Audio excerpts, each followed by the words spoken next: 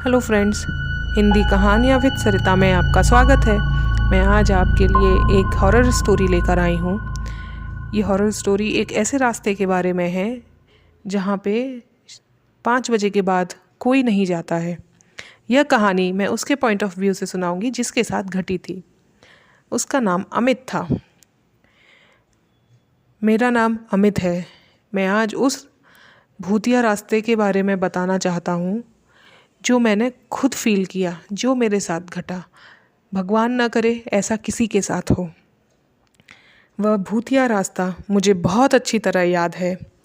अगर मुझसे कोई उसके बारे में पूछे तो मैं कहूँगा कि वहाँ कभी मत जाना, चाहे काम खराब हो जाए पर वहाँ कभी मत जाना।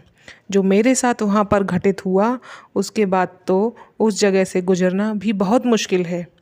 यह बात उस समय की है जब मैं बाज़ार से सामान लेने गया था।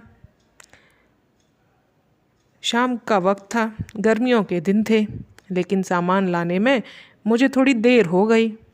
देर होने की वजह से मेरा दोस्त सुरेश मुझे रास्ते में ही मिल गया था, तो मैं उससे बातें करने में लग गया। इस वजह से मुझे थोड़ी और देर हो गई।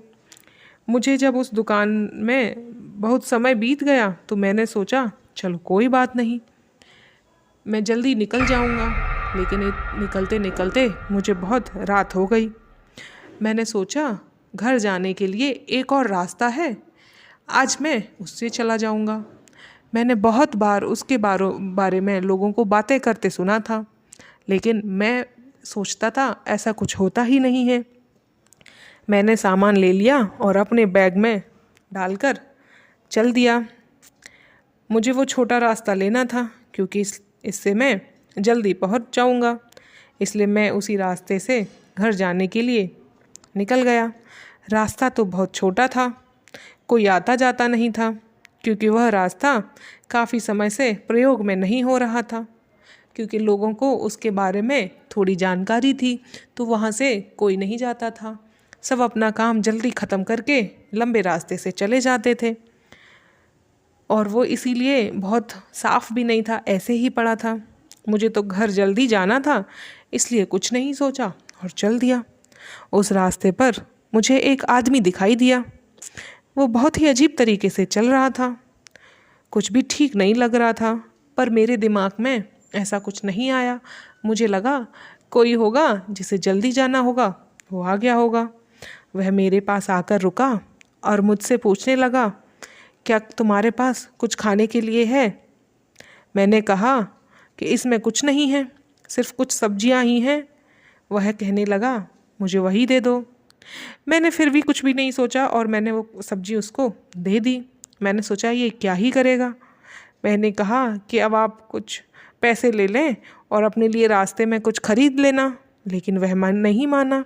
वो तो यही बोल रहा था कि जो तुम्हारे पास है वही मुझे दे दो।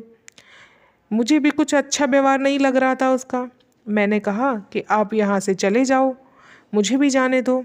इसके बाद वो मेरे पीछे पीछे चलने लगा। मैं आगे बढ़ने लगा तो कुछ दूर जाकर फिर देखा कि वह आगे से आ रहा है। मैं देखकर यह सोचने लगा कि यह कहाँ से आ रहा है, ये क्या हो रहा है। उसने भी मुझसे खाने के लिए मांगा। इस बार मैं बोला ही नहीं, आगे बढ़ गया।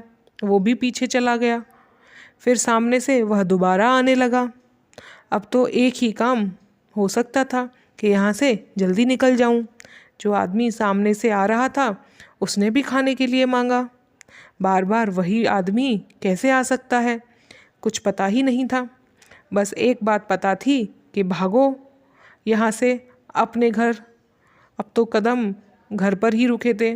उसके बाद उस रास्ते पर मैं कभी नहीं गया।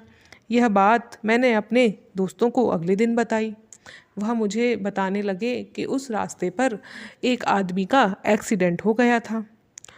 तब से कहा जाता है कि वहाँ पे रूह भटकती रहती है उसकी, और वो जब मरा था तो वह भूखा था, तो जब भी उस रास्ते से कोई जाता है तो उससे वह खाने के लिए मांगता रहता है। यह बात सुनकर मेरी तो रूह कांप गई। फिर मैंने यह बात अपने घर पर बताई कि मेरे साथ ऐसा ऐसा हुआ। फिर मेरी मम्मी बहुत डर गई। फिर मुझे बोला उस रास्ते से कभी मत जाना, वहाँ पे बहुत पहले एक एक्सीडेंट से एक आदमी की मौत हो गई थी। मेरे दोस्तों ने भी यही कहानी बताई थी और मेरी मम्मी ने भी यही कहानी बताई। तो मैं इस बात को सोच सोच के परेशान हो गया। फिर मेरी तबीयत ख़राब होने लगी। फिर मम्मी मुझे एक बाबा के पास लेकर गई। उन्होंने बोला कि सब ठीक है, बच्चा डर गया है। यह कहानी जब मेरे साथ मैं जब सुना रहा हूँ तो मेरी हालत इतनी ख़राब हो रही है कि मैं ही समझ सकता हूँ। तो ये होते हैं भूत के एक्सपीरियंस।